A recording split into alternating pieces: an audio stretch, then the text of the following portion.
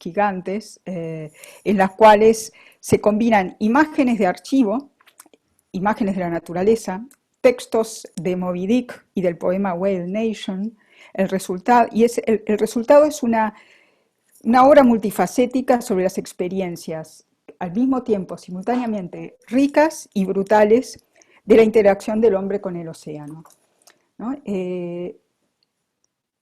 Estas son algunas de las imágenes que aparecen en esta obra, en esta instalación. Algunos, como en este caso, son actores que no hablan, que hay como encenaciones, escenificaciones. Disculpen que a veces voy a hablar en una especie de mezcla de español y portugués, escenificaciones de un relato de lo que fue de repente todo el imperio, ¿no? El imperio británico. También intercaladas con imágenes de archivo, con voces como de testimonios, y a la cual Aconfra eligió esta obra de Turner justo en la entrada a la sala donde estaba expuesta esa instalación, esto es en el MoMA de San Francisco, una obra que lo acompañó desde su niñez, que es El diluvio de Turner, ¿no? Donde está al mismo tiempo destrucción, lo inevitable, la potencia del océano. Entonces, como que muchas veces también creo que poner en relación estas tres nociones de arte, patrimonio y destrucción nos hace pensar también en una doble lectura, ¿no? Como en imágenes de destrucción y también destrucción de imágenes, que no es lo mismo y que interfieren muchas veces una con otra y se acompañan y se relacionan, ¿no? Otra de las... bueno, un poco también para contextualizar cuáles son lo que de alguna manera une estas tres nociones, ¿no? De arte, patrimonio y destrucción, ¿no? Algunas de las amenazas que sufren el arte, tanto el arte como el patrimonio, ¿no? Ni que hablar las guerras y conflictos, por ejemplo en este caso del mausoleo de Alfa Moya, que fue destruido en 2013 en Timbuktu. El turismo, ¿no? El tamaño del impacto de lo que puede ser un crucero en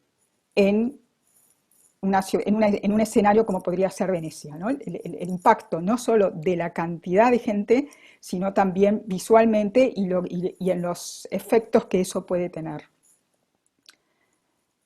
La especulación inmobiliaria, ni que hablar,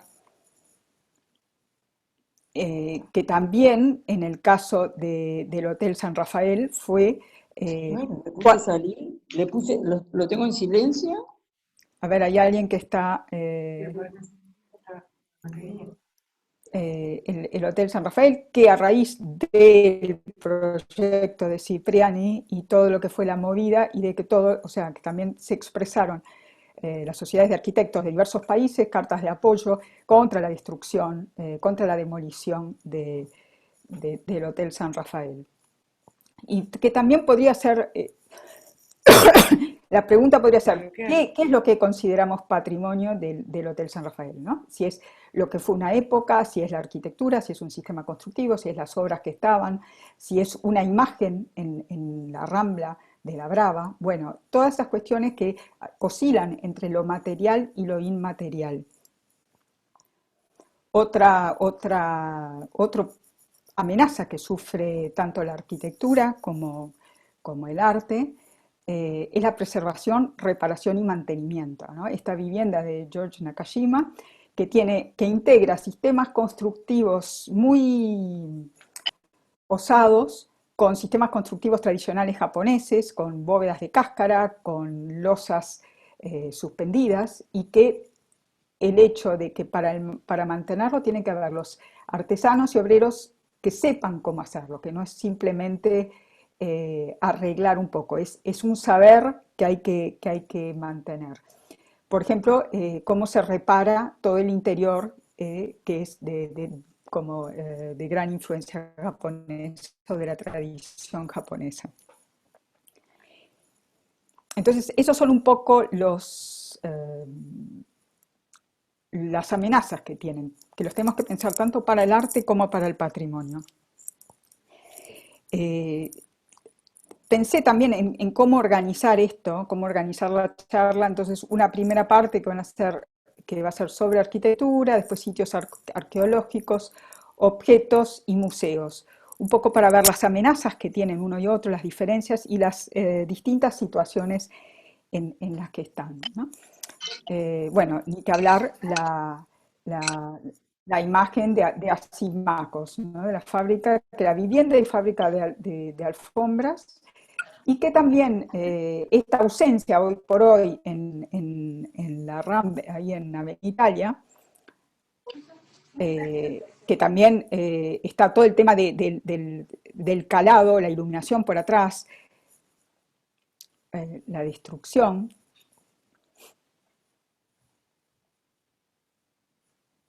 Y esto en el diario El Clarín, en la sección de arquitectura, ¿no? En la capital uruguaya, edificios de notable valor patrimonial se encuentran desprotegidos y muchos de ellos ya sucumbieron ante la picota. Bueno, eso yo creo que eh, es algo que todos sabemos y que todos hemos vivenciado y experimentado, y también como sentido falta e impotencia frente a ciertas demoliciones. Ahora, también el hecho de esta demolición de este edificio bueno, disculpen acá esto, ¿no? Esto es la publicidad que hacía Tiendas Montevideo. Conoce nuestra hipertienda ubicada en Avenida Italia y Mataojo, amplia, moderna, con estacionamiento propio y cafetería. O sea, también la banalización de lo que sustituyen a ciertos edificios que fueron demolidos. En el caso de lo de Asímacos, también esta imagen, ¿no?, de la indígena tiene su par que está, y que el hecho de esta demolición también puede haber llevado a que miramos con más atención el edificio del Indio, ¿no?, también de Jorge Caprario, del año 46, que está en Leyenda Patria y Ellaure. Y una anécdota de este edificio también es como que la herrería de la puerta es como si fuera una llama. Entonces también podríamos pensar, bueno, ¿qué hay atrás de toda esa simbología o por qué es que Caprario eligió estos temas? Así como también eligió el edificio de las mariposas. Este es un detalle del volumen que sale y que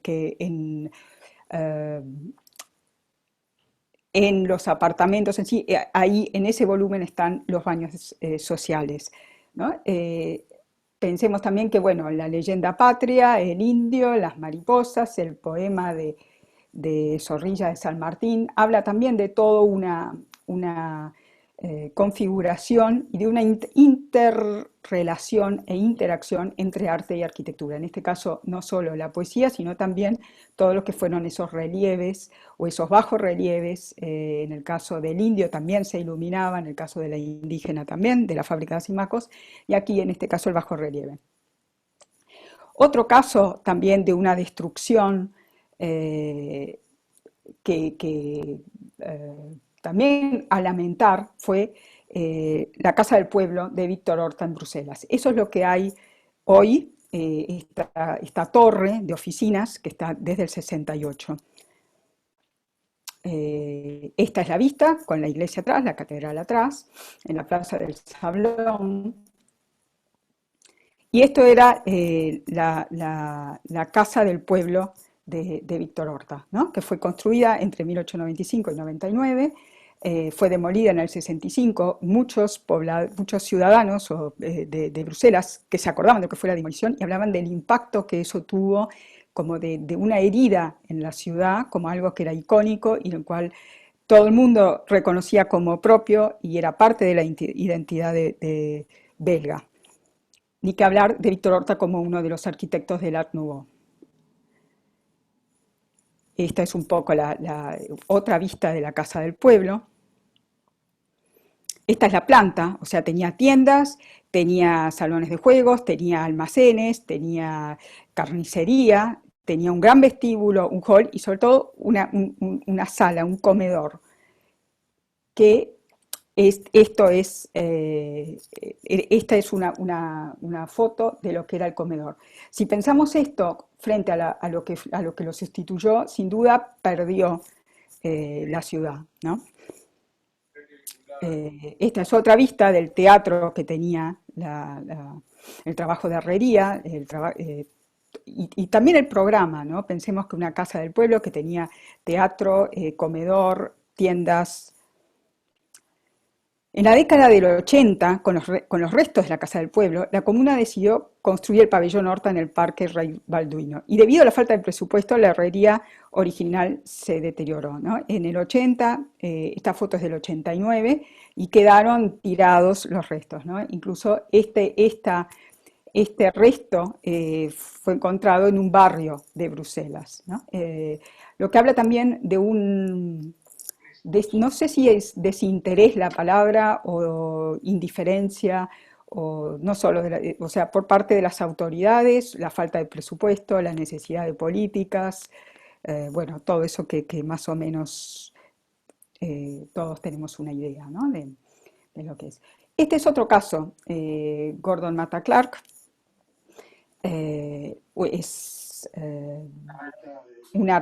fue un arquitecto y artista, hijo de Roberto Mata, que era arquitecto, que trabajó en el escritorio de Le Corbusier y que también estuvo estrechamente vinculado al surrealismo. Gordon Matta Clark se murió a los 30 y pocos años, en el 78, y lo que hizo fue muchas intervenciones artísticas, pero desde el punto de vista de la arquitectura. La serie de Anarquitectura son una serie como de 40 fotos, todo del mismo tamaño, en donde documenta lo que es la destrucción, la demolición, la banalización de la arquitectura. Entre una de las imágenes de esta serie, entre una de las fotografías de esta serie, está el registro de las Torres Gemelas, ¿no? Del World Trade Center, que también, o sea, si bien para nosotros hasta que fueron tiradas abajo,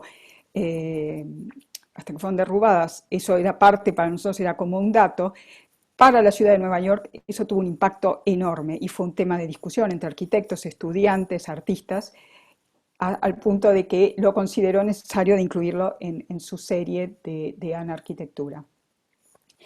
Esta es Conical Intersect, es una serie también, consta de fotos, videos y collages de fotos.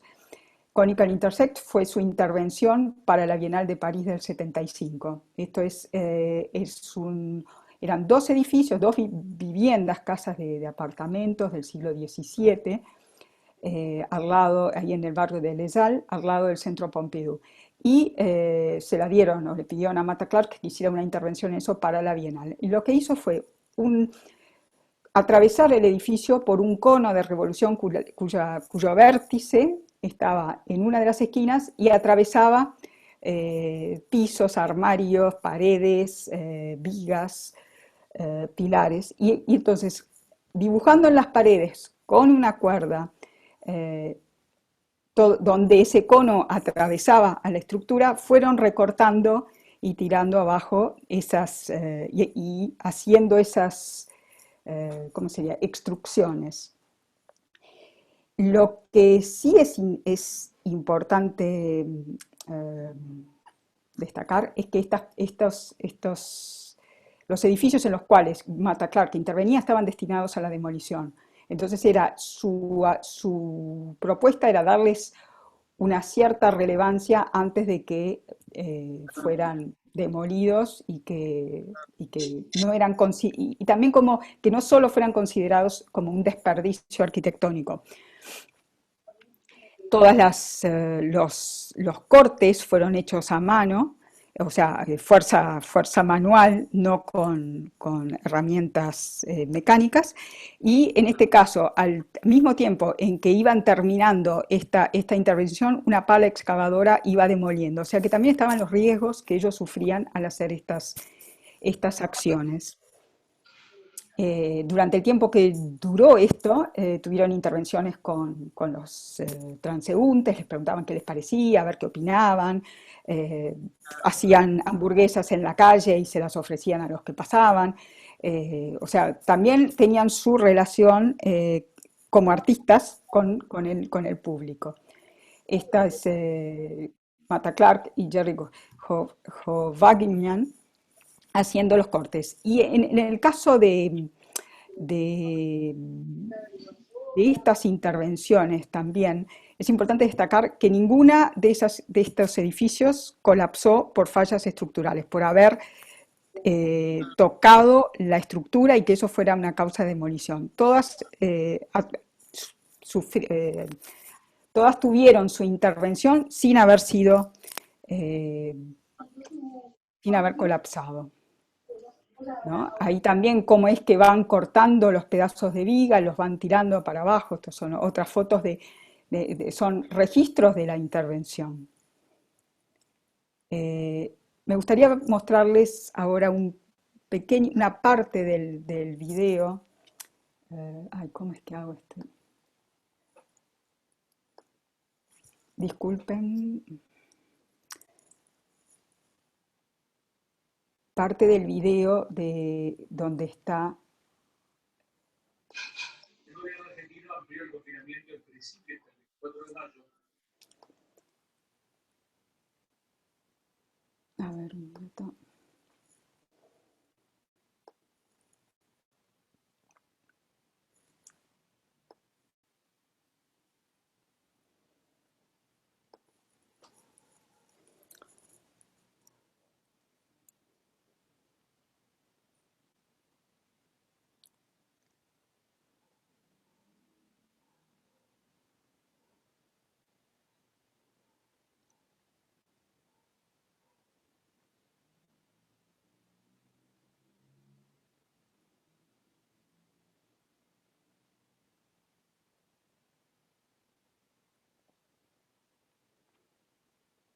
Plazas públicas permanecerán cerradas al igual que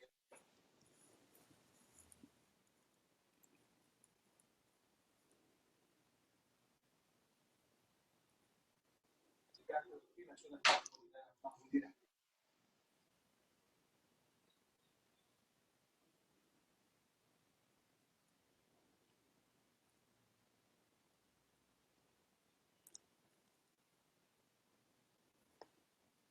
Bueno, este video, si lo quieren ver, está en internet, lo pueden bajar, dura 20 minutos, y es interesante el registro, ¿no? Recordemos también que Mata Clark eh, hacía parte de... ¿Hay alguien que está con el micrófono abierto? Sí, yo se lo estoy apagando, se ve que se le activa sin quererlo. Está, muchas gracias. Voy a apagar también aquí. Eh, Mata Clark pertenecía también a un grupo de artistas, escultores, arquitectos de los años 70, bailarines, y donde, si pensamos también de ese grupo, Richard Serra, donde hacían cuestión también del traslado de sus obras de un lado para el otro. Eso era parte del desafío, no era solo hacer las obras, sino trasladarlas y llevarlas al lugar donde estaban destinadas.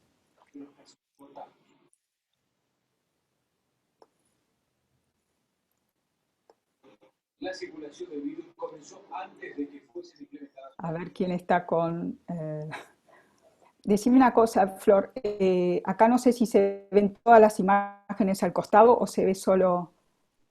Se ven lo tenés. Está, ahí ya lo arreglé entonces. Lo que no me funciona mucho es el mouse, entonces discúlpenme.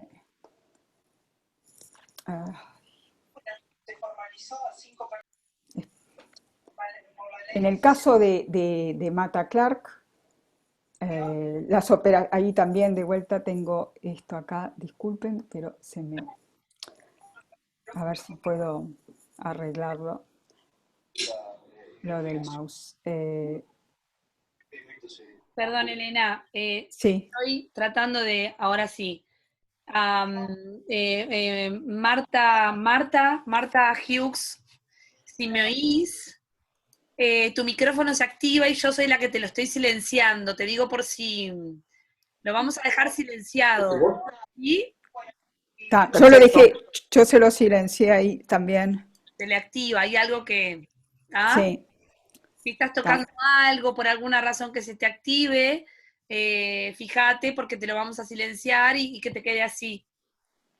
Gracias. Seguí, Elena. A ver, no sé por qué el mouse no me funciona en esto, ¿no? Bueno, operando a través de remociones y extrusiones y, eh, como interviniendo en las arquitecturas, el proceso de Marta Clark no debe interpretarse como destrucción de la arquitectura, sino como deconstrucción, siendo su objetivo la búsqueda de nuevas formas. Su campo de acción está constituido por arquitecturas que están destinadas a la demolición. Como artista, busca desenterrar el significado alegórico de estas estructuras abandonadas y consideradas obsoletas. En el caso, busca liberar lo que está aprisionado, atrapado y disimulado, que es el espacio, la materia prima de la arquitectura. Uno de los principios de Marta Clark fue utilizó uno de los principios del movimiento moderno, traer aire y luz a los edificios para hacer sus intervenciones. Muchos de los espacios en los que él actúa eran sumamente confinados y muchas, o del siglo XIX, construcciones del siglo XIX o anteriores, o del principio del siglo XX, y que estaban anteriores al movimiento moderno. Y sus intervenciones quedaron registradas en fotografías, videos y cine. A ver.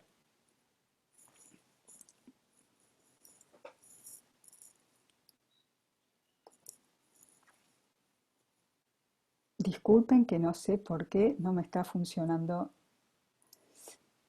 el mouse. Bueno, los sitios arqueológicos.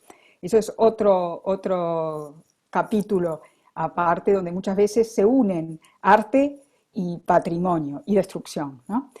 Esta es una vista del templo de Baal que estuvo intacto en la histórica ciudad siria de Palmira. Todos nos acordamos de cuando fue bombardeado Palmira. Es una fusión de arquitectura del cercano oriente y greco-romana dedicado al dios mesopotámico Baal en el año 32 a.C.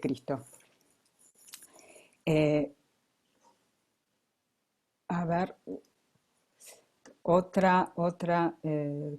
acá un video de lo que fue la destrucción no, no es este.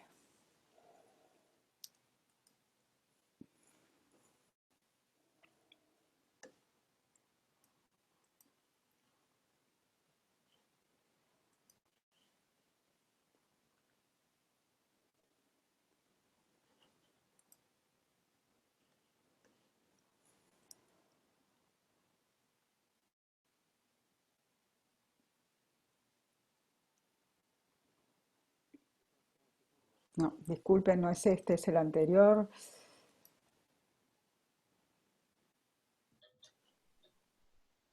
Por chat se está produciendo igual una Una interesante. discusión paralela. No, con calma, pero bueno, después te lo traslado al finalizar. No. ¿Se escucha el volumen ahí de esto, del video? No, y debe ser porque tenés tú puesta los auriculares. Tenés que sacarte los auriculares para que puedas escuchar.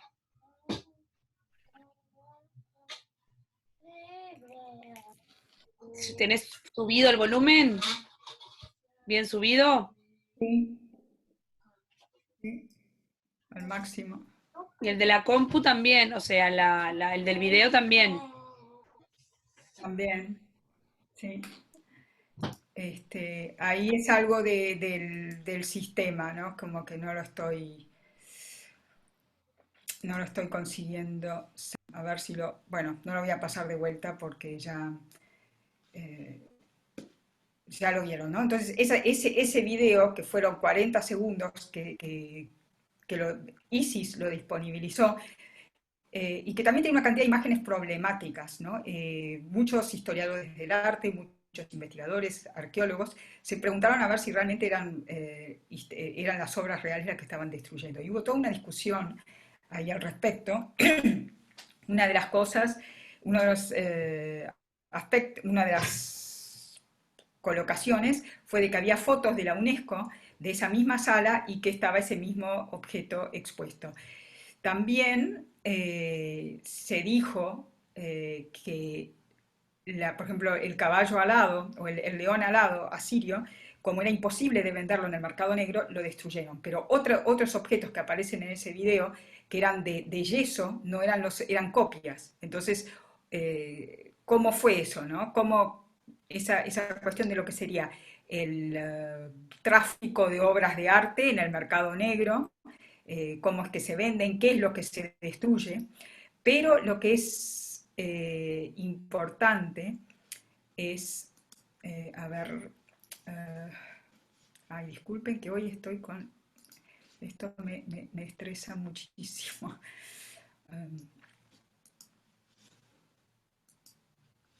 ¿No? Eh, ¿No? Tanto las imágenes que vehiculaba ISIS de cuando detonaban los templos o cuando destruían las imágenes, eh, el tema es de que fueron imágenes también divulgadas por ISIS, o sea que tenían un gran impacto y que fueron intervenciones o destrucciones, o como quieran llamarlas, con las cuales ya también estaba pensado su parte mediática, ¿no? El aspecto de lo que como el alto impacto que eso iba a tener a nivel mundial, ¿no? Como recepción. Esto es otra de las imágenes del templo de Baal. Acá también los explosivos colocados en las columnas. Lo que restó de ese templo, ¿no? Los soldados y también el graffiti "permanecemos" por los militantes del Estado Islámico. Y todo esto lo digo porque también la velocidad con que circulan estas imágenes también es algo que nos tenemos que preguntar, ¿no? Una cosa son las imágenes de la destrucción, otro es la destrucción de imágenes y otro es cómo consumimos estas imágenes. Todas estas imágenes están permanentemente en diarios, en internet, en los informativos, y también es como una visibilidad que se le da a esos grupos y también de cómo es que nos posicionamos frente a estas acciones. Por otro lado, también tenemos que tener en cuenta que lo que consideramos objetos dentro de la historia del arte es lo que ha sobrevivido a estas acciones en el pasado, ¿no? Los objetos que están en los museos son los que han sobrevivido o a incendios, o a inundaciones, o a saqueos, o a la acción del tiempo, simplemente, ¿no? Pensemos en obras de material perecedero como puede ser rafia, o como pueden ser los mantos de paracas, de plumas, ¿no? Que son que tienen 500 años, y creo que hay 5 que quedan en el mundo, ¿no? De los mantos enteros. Los videos y las fotografías de la destrucción y las del Museo del Mosul es un grupo militante que se centra en la destrucción del patrimonio. Perdón, Entonces Elena, hay la iconoclastía, ¿no? El ataque a la cultura material. ¿Cómo? tengo que pedirle otra vez a Marta Eh, Hughes si se le está activando el No, micrófono. no se puede. Yo te lo desactivo y tal vez algo que estás tocando te lo activa, ¿está? Yo te lo desactivo de aquí, ahí. A ver si así te queda quietito y no se te activa, ¿está? Perdón. Elena, seguí. bueno, el tema de la iconoclastía, ¿no? El ataque a la cultura material por motivos políticos y religiosos. Y el problema es que las imágenes cada vez son más accesibles y más reproducibles. El poder de las imágenes aumenta y la iconoclastía se torna más frecuente y alcanza mayor difusión. Esa es una de las cuestiones. Y la cuestión contemporánea es si la destrucción deliberada de sitios patrimoniales nos llega principalmente por la propaganda disponibilizada por los actores del ataque para su consumo vía redes globales, o sea, fotografías y videos difundidos online. Y entonces, para pensar categorías de análisis del arte contemporáneo, ¿no? Sería un par inseparable el de iconoclastía e iconofilia, un par de opuestos como una posible categoría de análisis, a lo que nos lleva a la necesidad de distinguir entre la imagen y la obra, ¿no? La imagen, si es para ser vehiculada por internet y ganar visibilidad, es una cosa, no es una obra. En el caso del video de la instalación de John Aconfra, Vertigo Seas, la obra son tres videos que son pasados simultáneamente, en lo cual el campo visual no podemos abarcar las tres pantallas al mismo tiempo, lo cual exige un movimiento permanente de la vista, ¿no? Podemos enfocarnos en una o en otra, pero no las tres al mismo tiempo. O sea que también hay una cantidad de tensiones entre medios que a priori los podríamos considerar semejantes, lo de Vertigo Seas de John Aconfra, como los videos divulgados por ISIS, ¿no? Otro caso es los budas del valle de Bamiyan, ¿no? Estos nichos, esos dos nichos que hay ahí, que vemos uno a la izquierda y otro a la derecha, fueron estatuas de Buda destruidas por los talibanes en 2001. Existen alrededor de 1000 cuevas budistas talladas ahí a lo largo de esos 1300 metros de acantilado. Este es un punto en Afganistán que estaba muy cercano a la ruta de la seda y que también la presencia de esos budas ahí nos hacen pensar en una civilización o una cultura preislámica en esa región. Esta es una también como de las imágenes o de las fotografías de esta gran ausencia, ¿no? Que también es una fotografía que tiene su dimensión estética, a pesar de que hay una ausencia y que probablemente no haya sido el objetivo marcar la ausencia, sino que tiene toda otra narrativa. Si la incluimos dentro de la historia del arte o dentro del arte contemporáneo, cómo es que analizamos fotografías que tienen esa tensión entre lo estético y la destrucción. Los budas, estos eran del siglo VI, eran en piedra, estuco y estaban pintados, y su altura era de 53 metros. Aquí no se ven muy bien los pies, pero alrededor de los pies había toda una circulación que se podía dar vuelta alrededor de los pies, como quien da vuelta alrededor de una estupa, como reverenciando al Buda. A raíz de estas destrucciones, bueno, sigo con las imágenes entonces, ¿no? Esta es una foto del 75, donde ya sufrió algunos desgastes del tiempo. Y esto es la escultura fotografiada en el 63, en el proceso de reconstrucción, y una réplica que hay en un museo en Polonia, ¿no? Que entonces también ahí nos preguntamos, bueno, ¿por qué una réplica o qué es lo que justifica una reconstrucción? O si tenemos que aceptar que esa estatua, esa escultura, ese coloso se perdió para siempre. Hay un texto de Umberto Eco que se llama El Museo del Tercer Milenio, que habla un poco de este sentido, ¿no? Como de a veces las reconstrucciones lo que nos permite es analizar y aproximarnos y acercarnos a las obras y estudiarlas. No son la obra original, pero también está ese tema del fetiche de la obra original. Entonces ahí son como dos posturas distintas que tenemos que tener. Si vamos a ver la réplica, con la cual también podemos hacer toda una investigación sobre réplicas, sobre cómo es, cómo es que es tratada la réplica en la historia del arte, y cosas que se ponen en cuestión. Por ejemplo, la creencia durante muchísimo tiempo de que las esculturas griegas eran de mármol, y por ahí por 1840 se descubrió que eran policromadas y que eso fue todo un gran cuestionamiento y un gran problema para la historia del arte y la teoría del arte de la época. Esta es la planta de las capillas que estaban alrededor de los pies del Buda, ¿no? Y que son de formas distintas, tienen, y están todas, lo curioso es que están pintadas tienen pinturas al óleo, que se consideran, o sea, que son las pinturas al óleo más antiguas que hay.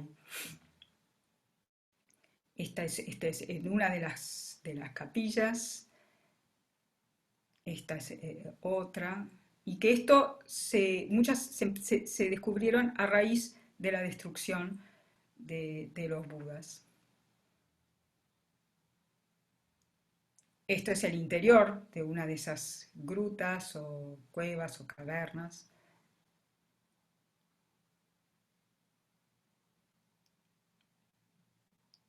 A lo que nos lleva a otra caverna también, ¿no? La caverna de Chauvet en Francia, que fue descubierta por accidente en 1994 y de la cual Herzog hizo un film bellísimo que se llama La caverna de los sueños olvidados o algo por el estilo, The Cave of Forgotten Dreams, y en la cual cuenta un poco la historia, o sea, de cómo fue su entrada en esa cueva. El gobierno francés le dejó entrar 2 horas a filmar todo lo que podía y nunca más podía volver a entrar. Durante años estuvieron investigadores haciendo el relevamiento de todo lo que encontraron, analizando.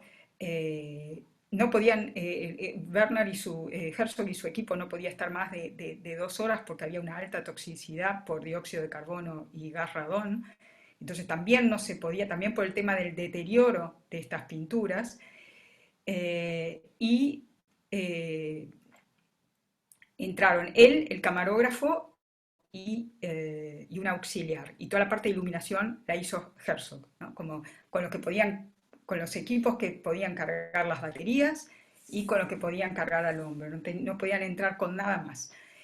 Estas imágenes tienen alrededor de 32.000 años. Esta cueva estuvo sellada hasta que se piensa que desde que hubo alguna especie de accidente que cerró la entrada hasta el 94. También podemos pensar en estas imágenes la contemporaneidad de estas pinturas, ¿no? El grado de abstracción que los puede colocar al lado de cualquier artista del movimiento moderno, de arte moderno de la primera mitad del siglo XX, donde el naturalismo no era, donde se trataba de romper con esa visión mimética del arte. Estos son es otra de las imágenes que aparece en el film. En la película, fue filmada en 3D, lo que es muy interesante es que el relieve de la roca también le daba relieve a los animales, ahí a los toros, a los búfalos, y a los caballos. Y que si pensamos que probablemente, o sea, era para estar a la luz del fuego, ¿no? A la luz de una fogata o de una antorcha, la noción de lo que oscila la llama también podría dar una noción de movimiento, más allá de una intención de representar el movimiento.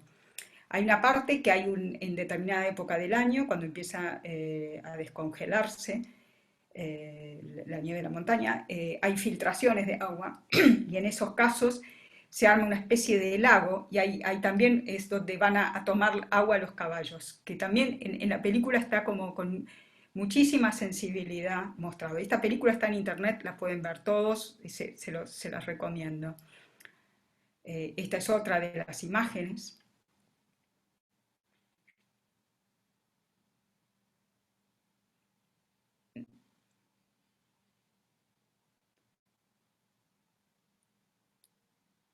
Hay una curiosidad en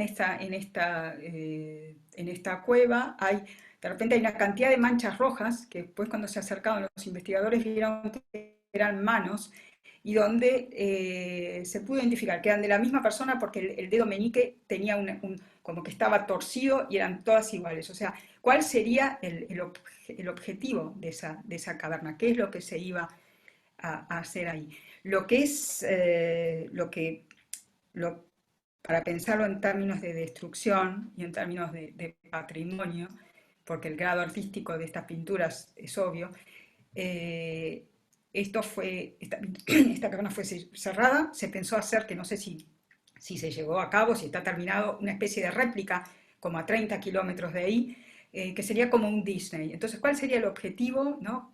¿Para qué? ¿Por qué? ¿Por qué? ¿No?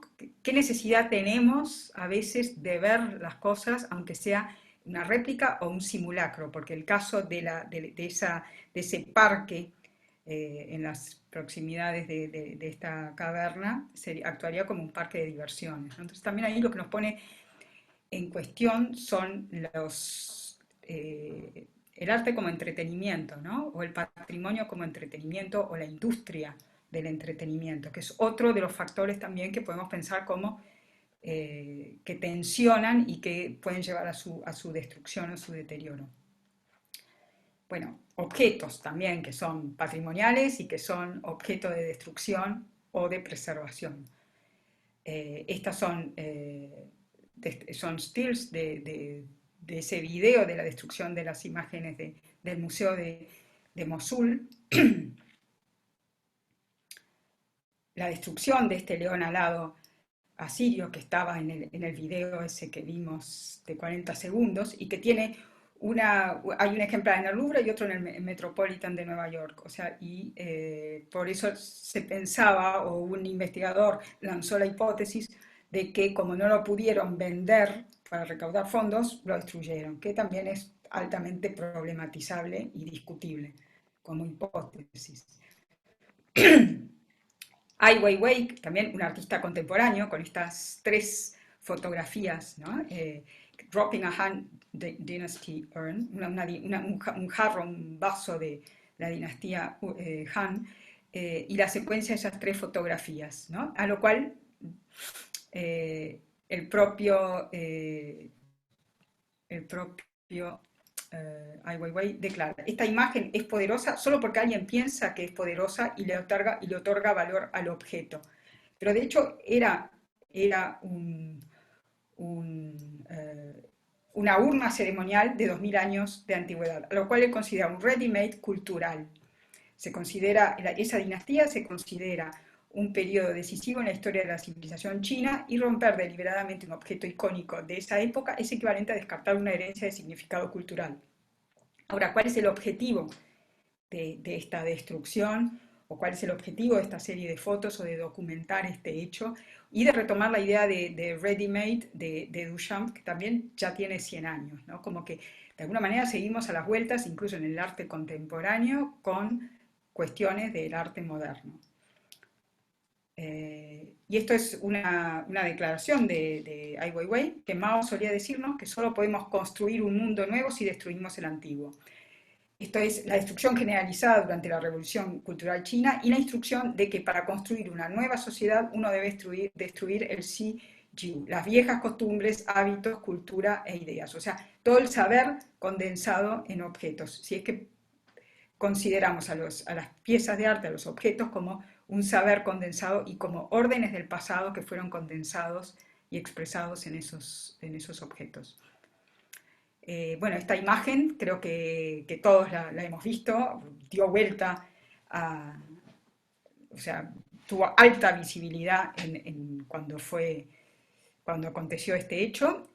Probablemente la imagen original es discutible, su valor, pero el hecho de que la hubiera intervenido le dio una visibilidad a esa iglesia que probablemente no hubiera tenido si no hubiera sido por eso. Y ejemplos como ese existen muchísimos. También está la contraparte de eso, de ciertas intervenciones o restauraciones, que porque nos hemos acostumbrado a ver ciertos cuadros con una capa de barniz, cuando le sacan el barniz nos parece que es demasiado artificial. Pero eso también es como un hábito visual. No es el caso de esta restauración, pero sí en muchas otras que extrañamos el brillo de la pintura, ¿no?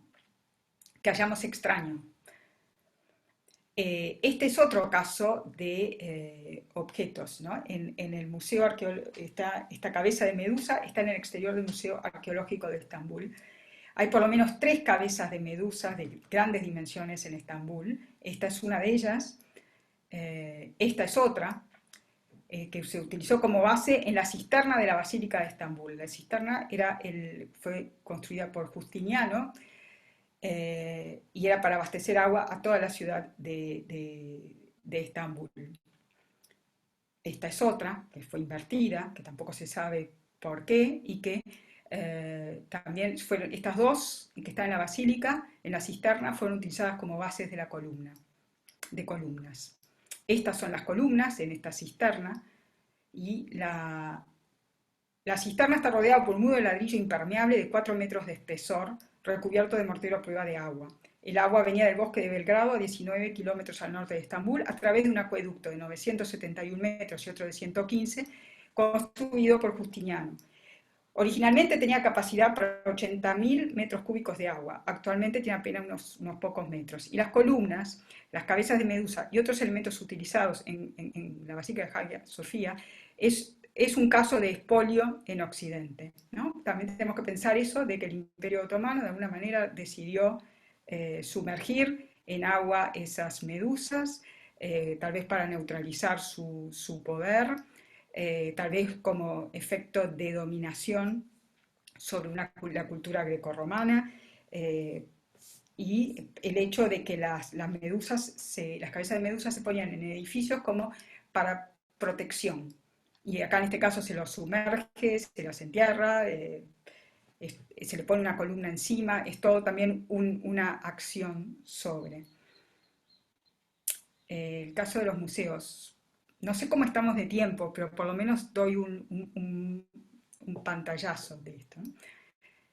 Esto, muchos de nosotros creo que nos acordamos de esto, de lo que fue el incendio en el MAM, el Museo de Arte Moderno de Río de Janeiro, en julio del 78, en el cual el museo perdió casi todo su acervo, que eran como más de 1000 obras, y hubo los paneles del Samboa de Torres García y todo lo que fue la exposición, que tenía más o menos alrededor de 90 obras de Torres García, se perdieron. El impacto o sea, hoy pensamos la destrucción de un museo, pero no siempre podemos medir lo que fue la destrucción del Museo de Río de Janeiro, que en esa época, en el 78, era el Museo de Río de Janeiro, no había centros culturales, no había galerías casi, entonces como la importancia y el protagonismo que tenía para el arte estas instituciones, ¿no? Estas son unas imágenes tratando de apagar el fuego, cómo fue que los escombros, el hall, o sea, la sala, ¿no? Y también lo que fue el suplemento del día con los murales de Torres que se perdieron y la tapa del Jornal do Brasil. Esto fue la revista Arte Hoy, que sacó en agosto del 78, al mes siguiente, el MAM renacerá, ¿no? Como se hizo toda una política de juntar fondos, donar obras, reconstruir el museo, reconstruir el acervo. Bueno, esta pieza, que es de Brancusi, Madame Pogani, existen 3 versiones de esta escultura. Esta es la que estaba en el MAM, que fue donada por Roberto Mariño en el 53 o el 55 por ahí. Y esta otra, la que está ahí, es la versión que está la que estaba ahí en el MAM, ¿no? Bueno, ¿cómo quedó? También cuando pensamos en obras que se pierden o que se deterioran, también están los que fueron los trabajos que prepararon esa obra o que fueron desdobles o estudios de esas piezas, ¿no? En el caso, esta témpera, que está en una colección particular, que es anterior 10 años anterior a la escultura en bronce, lo que habla también de los tiempos en que un artista va y viene sobre un mismo trabajo.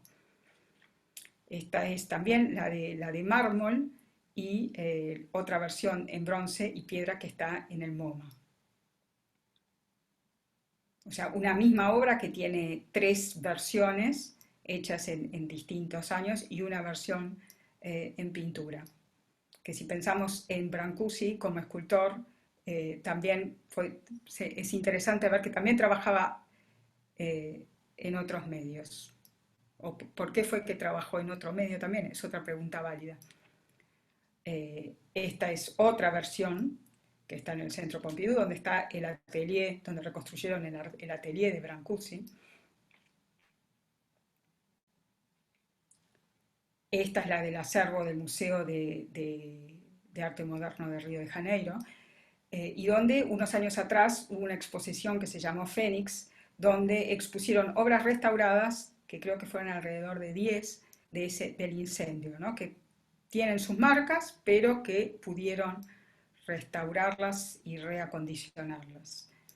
A lo que también tenemos que preguntarnos, bueno, cuando algo es producto de una destrucción, ¿cuál es la política que tenemos que seguir? Restaurar, reconstruir, hacer una réplica, son todas acciones diferentes, pero que también están relacionadas a lo que es la destrucción, el arte y el patrimonio.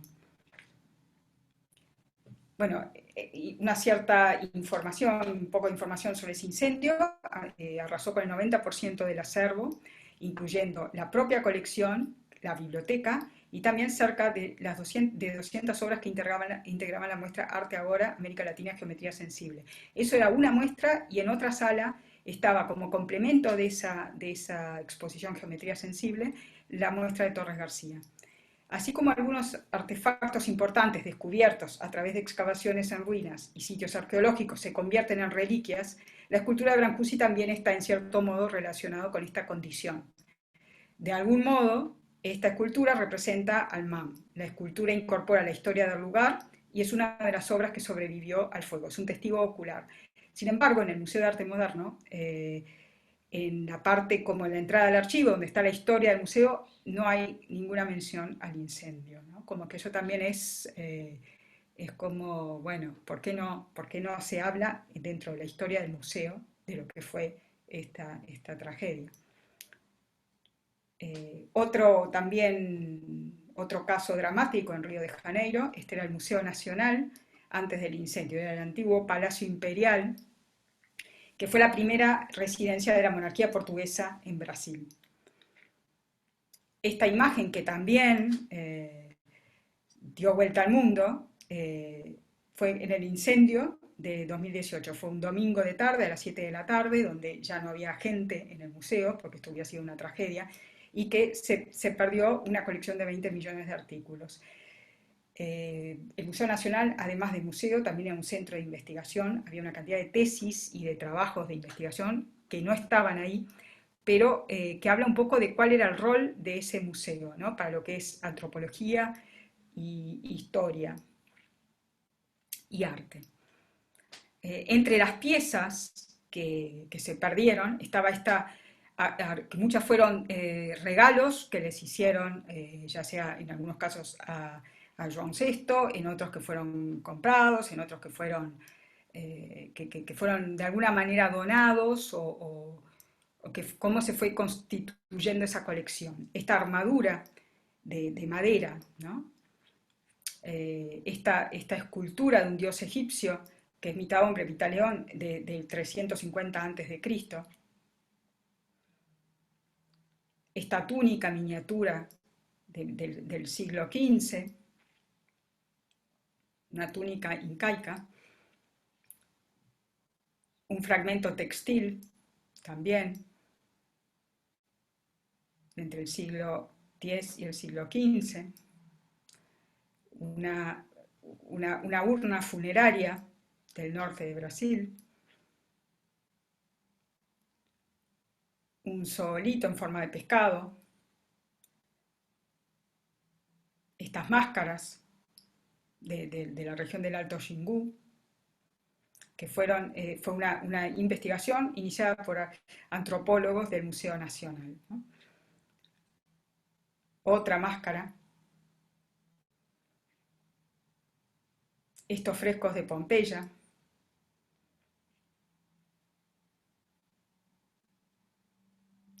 esta vasija del siglo VII antes de Cristo, estos vasos para el embalsamamiento, un trono que es una copia del trono del rey Tengla y que fue un presente a Joan VI en 1811 y que fue incorporado al acervo del Museo Imperial en 1818. Este manto real hawaiano, que hecho de plumas y que fue donado a Pedro I por el rey de Hawái en 1824 en ocasión de una escala en Río de Janeiro, y que fue incorporado al museo por orden del emperador. Y bueno, eso es más o menos un panorama de lo que podemos incluir dentro de estas tres nociones: arte, patrimonio y destrucción, ¿no? Y que sin duda no es completo, no cierra ni abarca todo lo que puede ser incluido, pero sí son como aberturas y ventanas para futuras investigaciones, futuras preguntas y futuros cuestionamientos. Y bueno, muchísimas gracias. Disculpen todos los errores e inconvenientes que tuve con las imágenes y con el mouse y eso. Les agradezco enormemente su paciencia y Florencia, muchísimas gracias por todo la ayuda y el soporte. Bueno, Elena, bien. ¿Hay alguna, ahora el que quiera decir algo, intervenir, puede hacer alguna pregunta por chat? Una de las preguntas que surgieron es si esas imágenes que sin duda impactan, y algunas perdón que estoy con los pequeños acá, sin duda impactan y algunas que tienen incluso, son muy sugestivas y atractivas, una de las preguntas era, bueno, si se pueden considerar bellas, y ahí surgieron una serie de comentarios. Algunos decían que bellas no eran, que eran impactantes efectivamente, otros decía que era, yo ahora estoy tratando de volver al chat, bueno, por ejemplo, Eduardo Montemuño decía esto, que en mantos de Paracas se devolvieron a Perú decenas de ellos de Dinamarca, se desarmó un museo para devolver a esos mantos información del Ministerio de Relaciones Exteriores de Perú. Después de...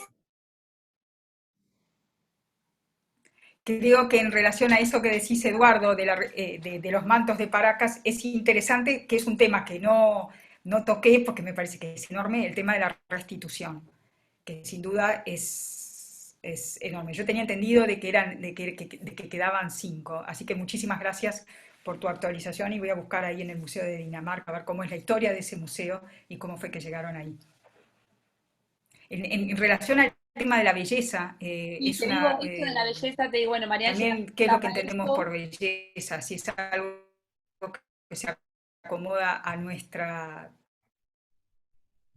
No, perdón, te quería decir nada más que María Ángela tiraba esa idea y luego Valeria Rodríguez Sarabia, que se tuvo que ir, también comentó algo de la belleza. Ana Tipa decía que al estar descontextualizada las formas se hacen más sugerentes, su mensaje queda inconcluso, y allí Augusto Alcalde, bueno, decía esto, que para él eran impactantes, sugerentes, pero no bellas, sino, bueno, provocadoras.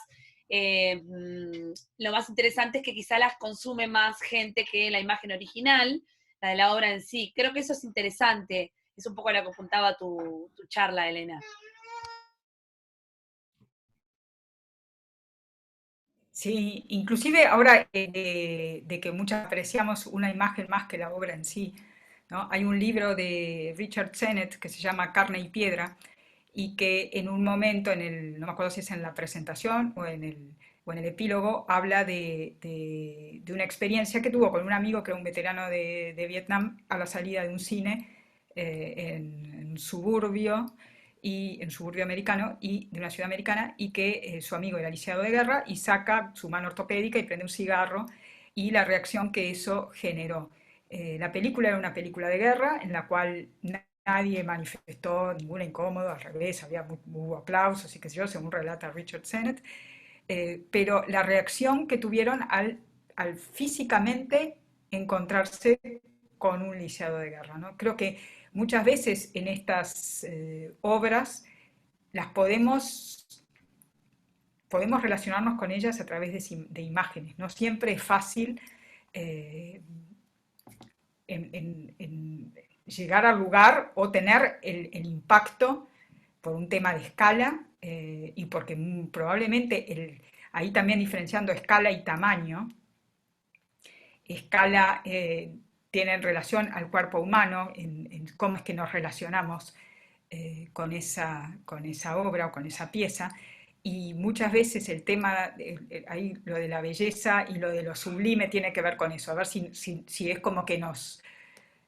abruma o si es algo con lo cual podemos relacionarlos. Y en criterios de belleza creo que también ahí tenemos que hacer, como tú dijiste, quién fue que hizo el comentario sobre que le parecían sugerentes, pero no bellas. Bueno, ¿qué es lo que entendemos por bellas? Y sí, totalmente válida tu reflexión de que son sugerentes y que son inquietantes e instigantes y todo eso que muchas veces lo resumimos como de una extraña belleza, ¿no? El caso de las dos mujeres burcas pasando por adelante de esos nichos. Bien, Amalia Leyavitzer, nuestra compañera, gracias por estar, decía, bueno, para reflexionar sobre restauración, la cueva de Altamira y la aguja de la Catedral de Notre Dame, ¿no? También pone como estos ejemplos. Luego yo te voy diciendo y vos comentás, no sé si Amalia quiere comentar algo al respecto.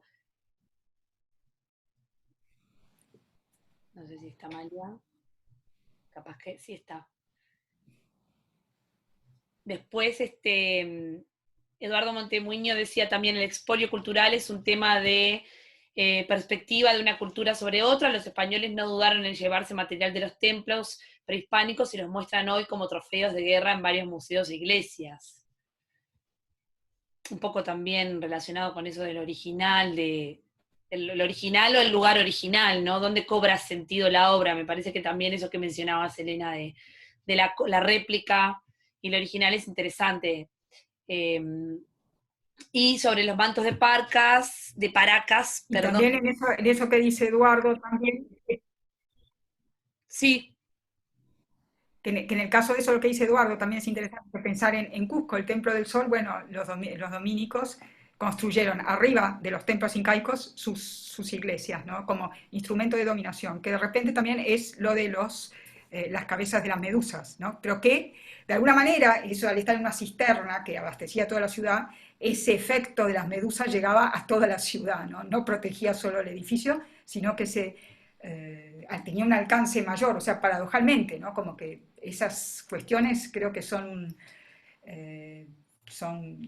puntas para eso, para investigaciones que pueden ser interesantísimas. Acá vos decís, Eduardo, que estuviste en el Museo de Paracas. Bueno, después me contarás como que me interesa mucho eso y me interesa la relación de una exposición que hubo en el MoMA, que una sala estaban los mantos de Paracas y en la sala de enfrente Mark Rothko. Entonces también esos diálogos entre otras coordenadas, otras culturas y otros espacios en la historia del arte.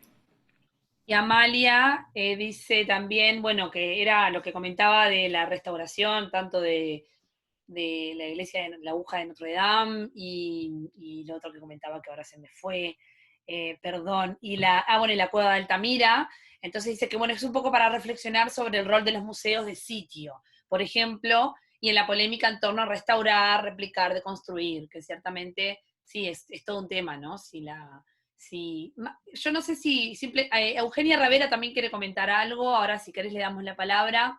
En el caso esto de las réplicas, también es cierto que el material también influye, porque ese material, en el caso de, bueno, ese coloso que mostrabas, ese material en piedra, ciertamente hay materiales que es como una joya en sí mismo, porque es imposible de que es único, ¿no? Entonces, a veces es fetiche, a veces también es que ciertamente la réplica, el original es una construcción que si nos remitimos a la habilidad del escultor, es toda como una joya, digamos, ¿no?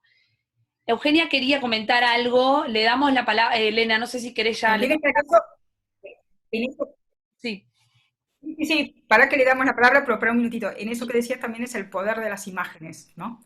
Que también es algo que les tenemos que devolver, el poder de las imágenes.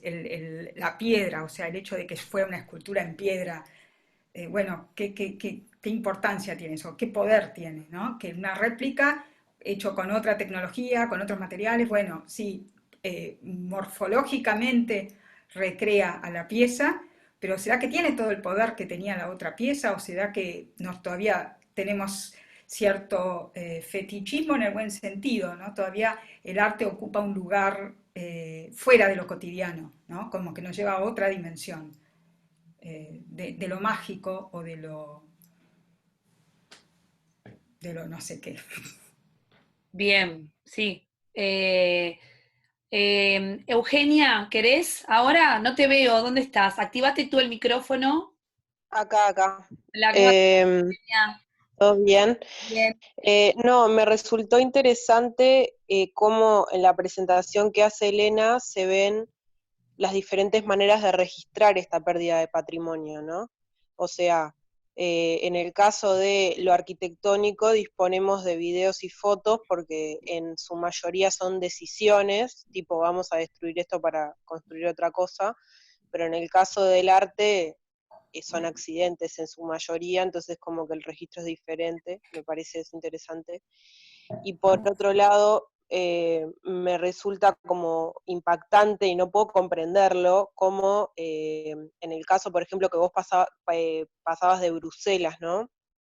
Como cuando se pierde un patrimonio arquitectónico o se construye sobre él, los arquitectos que retoman eso o que construyen ahí como que toman un solo aspecto estético o formal de esos edificios y se piensan que están respetando algo de eso patrimonial, ¿no? Lo mismo que pasa ahí en el edificio de Bruselas, que es como que toman esa forma arqueada hacia adentro y la reproducen en el edificio alto, es lo mismo que pasó acá en la Casa Crespi, en la calle Julio María Sosa, que era una casa en una esquina y, y bueno, y se hizo un edificio arriba con la misma forma tipo de barco, pero en realidad no queda nada que ver.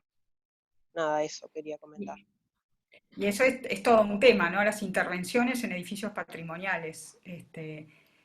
¿Cómo es que, o sea, cómo es que intervenimos? Eh, Simulando y copiando ciertos gestos, haciendo algo totalmente distinto. ¿Cómo es eso, no? Creo que es toda una profesión, digamos, o todo un área de investigación el posicionamiento frente a intervenciones de carácter patrimonial. Había un comentario de Micaela Villalba que dice, bueno, un poco en la línea de esta réplica, se plantea el tema del original y la copia y la valoración que hacemos de ellos, bien diferente en Oriente y Occidente. Totalmente, era el caso como que cité así por arriba de los templos japoneses. Lo que es patrimonial es el sistema constructivo, no es el objeto en sí. Si de alguna manera se están haciendo copias de esos templos exactamente de la misma manera, con lo cual se preserva una técnica que si no se hubiera hecho eso, se hubiera mantenido el edificio original, esa técnica queda perdida o queda olvidada no hay artesanos que puedan restaurar, que es el caso de la vivienda de George Nakashima en Pensilvania, ¿no? Como toda la parte esa, todas las técnicas japonesas para reconstruir y para el mantenimiento de esa vivienda, tenés que tener personal que lo sepa hacer, ¿no? Es como están destinados a hacer un pastiche después o a irse ¿no? Deteriorando y que no se pueda hacer nada.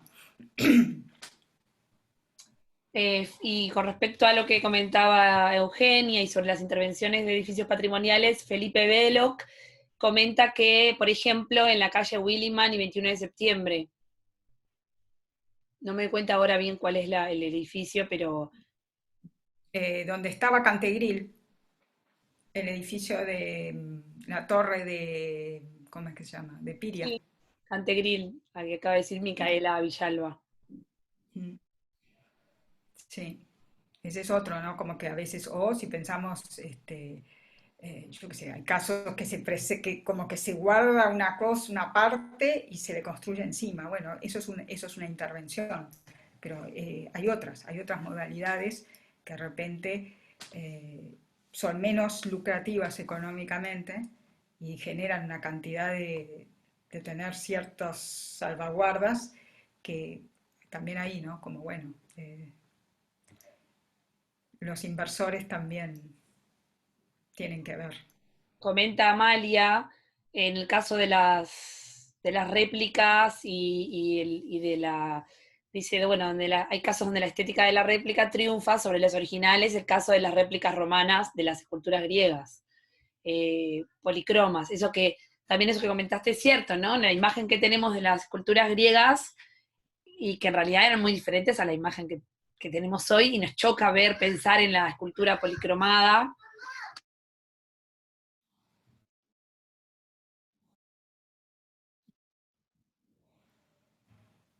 Sí, totalmente. A lo cual el problema es toda la teoría que se hizo en el siglo XIX, Winkelmann sobre todo, ¿no? Con la escultura griega, basada en que es blanca. Un caso, pero también si pensamos en lo que es el sol del Mediterráneo sobre el mármol blanco, es una ceguera asegurada, ¿no? Como que tiene que haber sido violentísimo, si hubieran de hecho sido así. Otro caso que podemos pensar parecido es el caso de la arquitectura moderna, que llegaba al Uruguay como en fotos blanco y negro, ¿no? Y que todos tenemos la idea aquí de que la arquitectura moderna era blanco y negra, y de golpe nos llevamos una sorpresa cuando vemos que tenían colores, ¿no? Pensando en la Casa Rietveld o Le Corbusier mismo, ¿no? La Villa Savoie, que tiene o sea, planos de colores, ¿no? Pero las fotos son blanco y negro. Entonces también cómo eso condiciona, ¿no? El caso del registro de obras en uno o en otro medio. No sé si lees lo que dice Ignacio Barquín. Hola Ignacio, ¿cómo andás? Dice, en relación al planteo de Ai Weiwei y el concepto de lo antiguo, pensándolo desde la gestión cultural contemporánea, en la cual se le pide al patrimonio divulgación, dinamismo, se puede ver el patrimonio de forma actual, viva y enérgica, características jóvenes. ¿Cuándo envejece el patrimonio entonces? Buena pregunta, Ignacio. Bueno, esa es una pregunta. Yo creo que es en la medida en que nosotros lo mantenemos vivo, en la medida en que lo seguimos dialogando con el pasado, y el pasado es significativo por algún motivo, eh, continúa vivo, ¿no? En el caso de, pensemos también obras contemporáneas que ya nacen viejas, ¿no? Como que tratan de un problema puntual, momentáneo y punto. Eso dentro de 40 años por ahí es totalmente intrascendente, ¿no? Entonces también las obras que sobreviven del pasado por algo nos siguen inquietando, ¿no? Por algo seguimos dialogando con ellas. No quiere decir que todo lo del pasado es actualizable o es posible verlo en clave contemporánea, en clave actual, ¿no? Pero también eso es algo eh, a pensar, ¿no? En la medida que nosotros lo sacamos de ese pasado y lo traemos al presente. No sé si te contesté, Ignacio, me parece que no, que me fui por otro lado, pero bueno. No, a mí me parece interesante esa pregunta de Ignacio, como diciendo, bueno, pero ¿qué consideramos que todo hay que conservar? ¿Hasta qué punto conservar todo no es ser conservador y tener miedo un poco a... Entonces es interesante esa pregunta, ¿no? Bueno, hay cosas, todo es patrimonio, ¿cómo seleccionamos? Y al hilo de esto, me parece interesante, bueno, no sé si lees el comentario de Eric Schaffner. Sí, a ver, para que Sí, le quiero contestar algo a Ignacio antes también. sí, Creo que es un poco aquel libro que no me acuerdo si fue Foucault o quién que escribió Mal de archivo, ¿no? La necesidad de archivar todo, y también algo que tenemos por el tema de las computadoras, digitalizamos todo, y que también es eso, ¿no? Lo que entendemos por historia del arte lo tenemos que poder pensar como una disciplina donde entramos obras y sacamos y vamos cambiando. Es una cuestión dinámica, no es que cada vez se va acumulando más. Hay cosas que cobran su relevancia por algo, por alguna cuestión en particular y después pierden. Ahí va, de Derrida. Gracias, Felipe. En el caso de lo de San Rafael, sí, eso es todo un tema, pero sin duda ahí es como si lo pensamos en que cuál va a ser el paso siguiente a eso. Ya lo tiraron abajo. ¿Será que se va a construir esas torres voladoras de Viñoli o será que se va a fraccionar todo ese terreno y se va a vender como lotes? Bueno, ahí el tiempo nos dirá cuál fue la verdadera jugada inmobiliaria de eso. Si fue, en ningún momento creo que fue tener en cuenta el edificio en sí, ¿no? Ni por el primer proyecto, que eran como simulacros más altos, más bajos de lo que era el Hotel San Rafael, ni por las torres voladoras, ni por el impacto que eso puede tener en la zona, ni la cantidad de apartamentos, el impacto que eso tiene en el barrio, creo que eso nunca se tuvo en cuenta. O sea que por eso en tema de destrucción, arte y patrimonio, creo que es un ejemplo extremo, por lo pronto visto hoy, ¿no? Después se verá, pero no creo que cambie. Yo te quería comentar una cosa también. Un poco Ignacio dice, bueno, la relación en relación a instrucción iconoclasta, en cierta forma implica actualidad del símbolo. A mí, simplemente para ver si tiene que ver con esto, te quería comentar, Elena, con respecto a esto de imágenes de destrucción de imágenes, ese juego que, bueno, hablabas de Isis, ¿no? De Isis, como Isis también jugó un poco con esta... No sé si se escucha o se cortó. Se cortó, me parece. Ahí te perdí, no te escuché, se te fue el audio, Flor. En relación,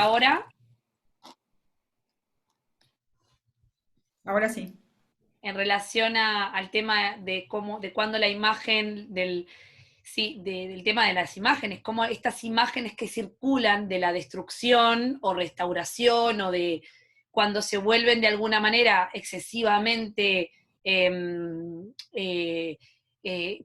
cuando adquieren excesiva importancia, si no se produce un problema en el tipo de recepción que hacemos de la obra en sí, ¿no? Una recepción bastante más simplificada. Yo no sé si se me escucha o se está cortando, los veo todos medio cortados, pero bueno, una recepción bastante más simplificada de lo que es la pieza o la obra o el edificio patrimonial que se intenta conservar. Me parece que sí. Sí, sin duda, es como una máscara, ¿no? O sea, es lo que nos pasa un poco pensando en lo que estamos haciendo ahora en Zoom. Yo no tengo cómo, si estuviéramos en el auditorio o en la sala de donde se dan las charlas o en la cantina de la UCU, yo podría estar dándoles la palabra y viendo, se están reaburriendo, esto les interesó, voy por acá, voy por allá. Ahora en esto está todo plano, está todo en el mismo nivel, y entonces lo que yo tengo es como, es como una imagen superficial. Entonces por eso ponía ahí también que tenemos que distinguir entre lo que es la imagen y lo que es la obra. No claro, necesariamente es lo que la mismo. destrucción en sí genera un impacto, o sea que la imagen va a circular, ¿no? El propio acto de destrucción es impactante, pero en ese sentido, ¿hasta qué punto no genera lo opuesto a lo que pretendía? Si pretendía hacer un gesto subversivo, el hecho de que se pueda percibir solamente a través de la imagen y que la imagen circule en exceso por la propia provocación, de alguna manera lo que hace es quitar potencia a ese gesto, ¿no? Un poco pensando en lo de Ai Weiwei. Mercedes, usted lo quiere hacer un comentario. Vale, dale, Mercedes. Hola, buenas tardes. En realidad ya me tengo que ir, que tengo otra reunión, pero gracias, Elena, por la charla. No sé si me escuchan porque además no estoy con auriculares. Te Okay. escuchamos. No, estaba leyendo ahora un poco en base a la reflexión y pregunta de Ignacio y a un comentario que hace Amalia sobre que el patrimonio está vivo y en continua resignificación, también no hay que perder de vista, me parece que son muchas veces decisiones políticas las que se toman cuando qué es lo que se va a conservar y qué no. Muchas veces pasan por ciertos organismos, instituciones, a veces incluso ni siquiera son locales, sino que son internacionales o intergubernamentales, y son decisiones políticas las que estemos de acuerdo o no, las que muchas veces hacen que algo se conserve y se mantenga o no, o se tire Claro, abajo. claro, totalmente. Eso es el caso de Asimacos es eso, ¿no? O Por sea, ejemplo, era significativo para una comunidad, pero no hubo ninguna medida institucional que lo mantuviera, ¿no? Es un tema, sí, perdón, son eso, perdón. muchas veces esas instituciones o esas organizaciones las que ponen las normativas o los protocolos para determinar los periodos, que sí, que no, cuándo es algo o no, cuándo, ¿no? Incluso hasta en lo que es el patrimonio intangible o inmaterial, ¿no? Sí, totalmente. Eso, Bien. gracias. No, gracias, Mercedes. Beatriz Zulier dice, y la intervención del patrimonio, por ejemplo, Plaza Zabala.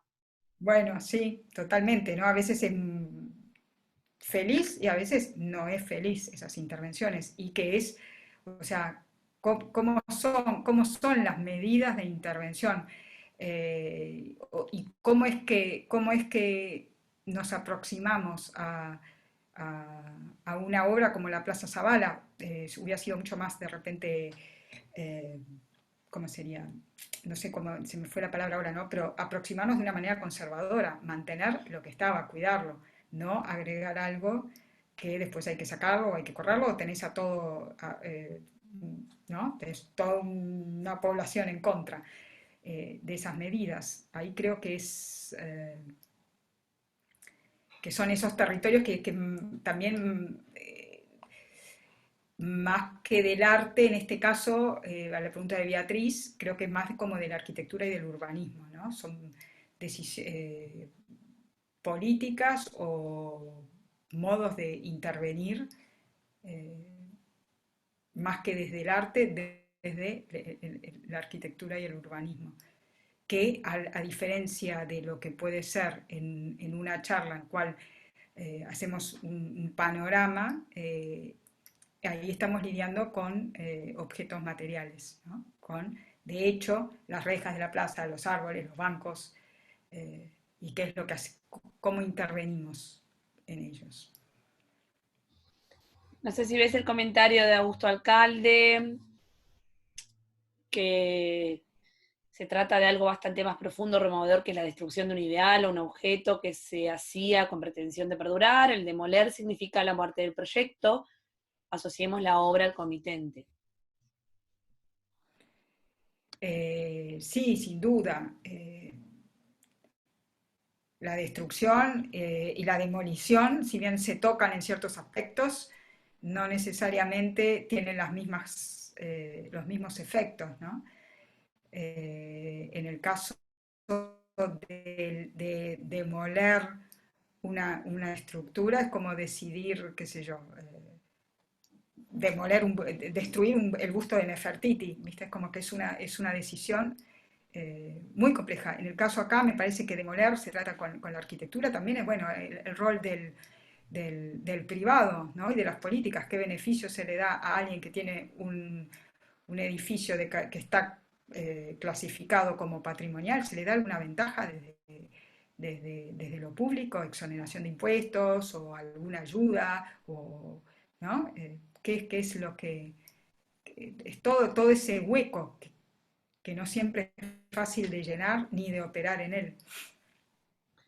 Bien, voy a dar paso al último comentario, si quieren, para ir cerrando, que ya hay gente que tendrá que ir, incluso Elena, así que dice Ana Tipa, bueno, la obra también se asocia a aquel que la contempla y es conmovido por ella. Sin duda, ahí todos también tenemos nuestra selección de obras que consideramos importantes, que no tiene por qué haber consenso, y algo que en determinado momento valoro muchísimo, en otro momento puede perder totalmente la importancia por una cantidad de motivos, ¿no? O sea que eso también tenemos que acostumbrarnos a cuestionar a las obras que consideramos que están en esa especie de, de valorización o que valoramos, ¿no?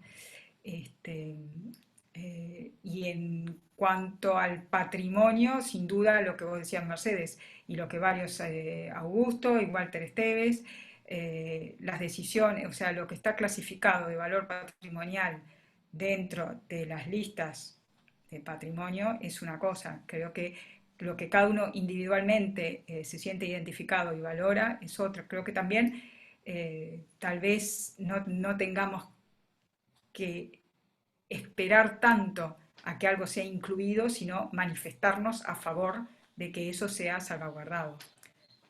No cuando está ya casi por demorarse, como fue lo que pasó con el edificio de Asimacos. En eso también se asocia, lo que dice Ana, la obra también se asocia a aquel que la contempla y es promovido por ella, también eso, ¿no? Eh, como que se completa la obra, ¿no? La obra es incompleta, eso sobre todo relacionado al arte. En cuanto a la arquitectura, no sé si están así, porque hay una dimensión funcional que en el arte no es necesaria o no se contempla o no tiene tanta relevancia. Bien, yo creo que vamos entonces a dar cierre, nos quedaríamos toda la tarde, pero bueno, ahora me parece que ya nos quedamos con mucho como para seguir pensando, para seguir, y bueno, y esperando además el siguiente encuentro que vamos a tener. Les adelanto que tenemos para la semana que viene, va a estar Francisco Superviel, hablando un poco de algunas imágenes y el tratamiento artístico, metafórico de toda esta situación de crisis. Pueden fijarse en la agenda de la Universidad Católica, ahí vamos a estar publicando periódicamente. Pero bueno, Elena, muchas gracias y nos vemos pronto. Gracias a ustedes, gracias a vos, Florencia, y por toda la asistencia, y gracias a todos